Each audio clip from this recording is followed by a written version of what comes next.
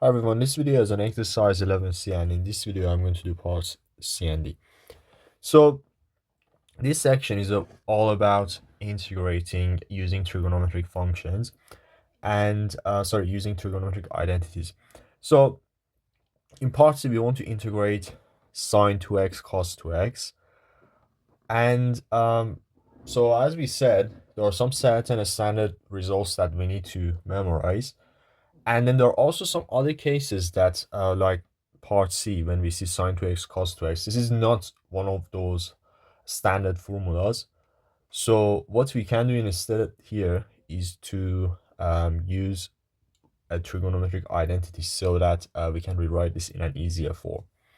And this is simply the double angle formula. So for this case, we actually need to use identity 6, which says sine 2x is equal to 2 sine x cos x. But here the difference is that we have sine 2x cos 2x. So if we want to rewrite this in terms of double angle, it's basically going to be half sine 4x, right? Because sine 4x itself is going to be 2 sine 2x cos 2x.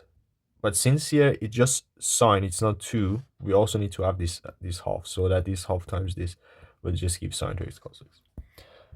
Yeah, and now we can easily integrate this. So this is very simple.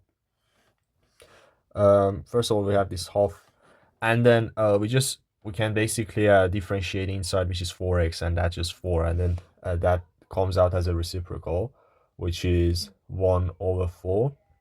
And now sine itself integrates to minus cos.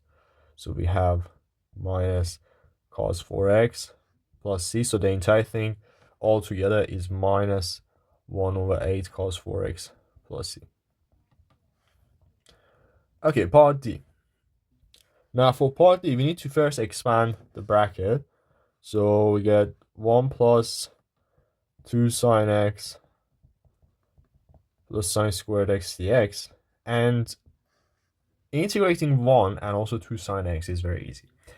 But for sine squared x, if you remember the trick that we used in the previous video, we used the trick for cos squared x.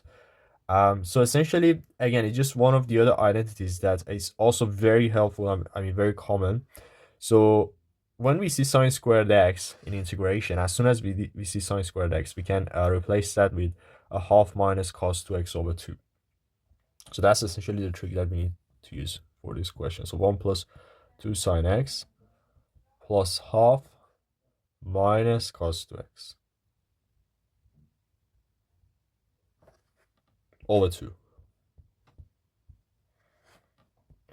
Okay, so we can simplify. Actually, just 1 plus a half is 3 over 2, but we can't simplify any other thing. So 2 sine x minus a half cos 2x, and now we can integrate this. So 3 over 2x is the first term, and then 2 sine x integrates to minus 2 cos x. And then for this term, so we have minus a half, then 2x, so that's inside the cos, basically 2x differentiates to 2, and then the reciprocal is 1 over 2. And then cos itself integrates to sine, so we have sine 2x plus c, and this is equal to 3 over 2x minus 2 cos x minus a half sine 2x, sorry, minus 1 over 4. So sine 2x plus c.